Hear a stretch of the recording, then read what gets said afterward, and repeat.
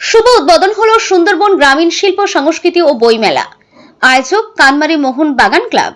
উদ্বোধন করা হলো 23তম বর্ষের কানমারি গ্রামীণ শিল্প সংস্কৃতি ও বইমেলার আয়োজক কানমারি মোহন বাগান ক্লাব সন্দেশখালীর বিধায়ক সুকুমার মাহাতোর উদ্যোগে। সন্দেশখালী কানমারি এলাকায় প্রতি বছরের মতো এবছরও অনুষ্ঠিত হচ্ছে সুন্দরবন গ্রামীণ শিল্প সংস্কৃতি ও বইমেলা। 23তম বর্ষের এই বইমেলার শুভ উদ্বোধন করা হয়। বর্ণাঢ্য শোভাযাত্রা ও ফিতে কেটে ও প্রদীপ প্রজ্বলিত করে এদিন এই অনুষ্ঠানের শুভ সূচনা করা হয় বিশিষ্ট ব্যক্তিদের উপস্থিতিতে।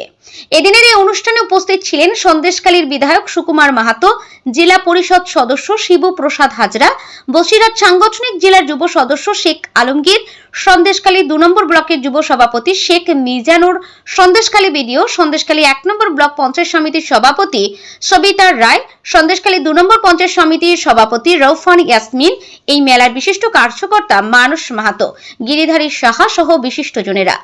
আগামী 1 জানুয়ারি পর্যন্ত চলবে এই বই মেলা। মেলার কটা দিন বিভিন্ন ধরনের সান্ধ্যাকালীন অনুষ্ঠানের আয়োজন করা হয়েছে এই মেলা কমিটির পক্ষ থেকে। নেজার থানার পুলিশ প্রশাসনের তৎপরতা ছিল চোখে পড়ার মতো।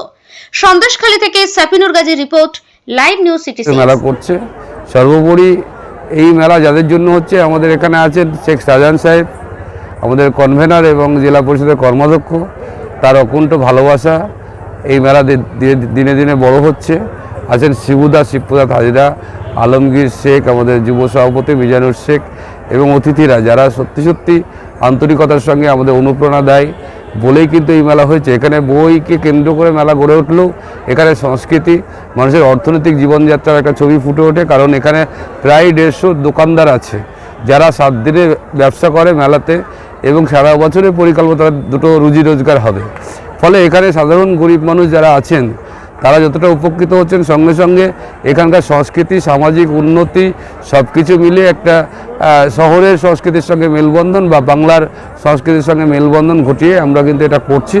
এবং 7 দিন ধরে এই মেলা চলবে। কলকাতার বিভিন্ন গুণী শিল্পীরা থাকছে, আমাদের বিভিন্ন অতিথিরা আছেন, গেস্টরা আছেন, তারা প্রতিদিন আসবেন, মূল্যবান বক্তব্য রাখবেন, সেমিনার আছে, কুইজ কন্টেস্ট আছে, সঙ্গীত নৃত্য প্রতিযোগিতা আছে। এবং আমরা এখানে যেটা করছি আধার ফ্রি করছি, আধার সব কাজ হবে।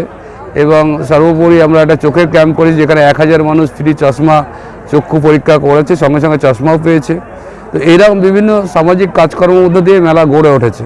এবং মেলা আছে তারা সাধারণ গরিব মানুষ মাটির কাজ করে, তারা যদি একটা বই দেখে, বই কেড়ে, বই পড়ে, সেটা আমাদের সার্থকতা। যে একটা বই হয়তো তার বাড়িতে গেল, যে অবসর সময়ে তার একটা জ্ঞানের আলো। আমরা এখানে বিভিন্ন ধর্মগ্রন্থ মানুষ কিনে অর্ডার দেয় কেনার জন্য এবং সেটা নিয়ে আসে। কারণ সবসময় তো লাইব্রেরিতে গিয়ে বই কেনা সম্ভব না। ইচ্ছে আছে কেউ একটা কোরআন শরীফ পড়বে, রাখবে বাড়িতে, কেউ একটা রামায়ণ মহাভারত রাখবে। তো সব মিলে এই যারা এখানে বই কিনতে আসে তারা উদ্দেশ্য নিয়ে আসে এবং বই কেনে। আর কলকাতার বইমেলাতে সবাই যাওয়া সম্ভব নয়, ফলে এখানে একটা ছোট্ট বইমেলা হচ্ছে এবং 7 দিন ধরে বিভিন্ন সাংস্কৃতিক প্রোগ্রামের মধ্যে দিয়ে মেলা শেষ হয়।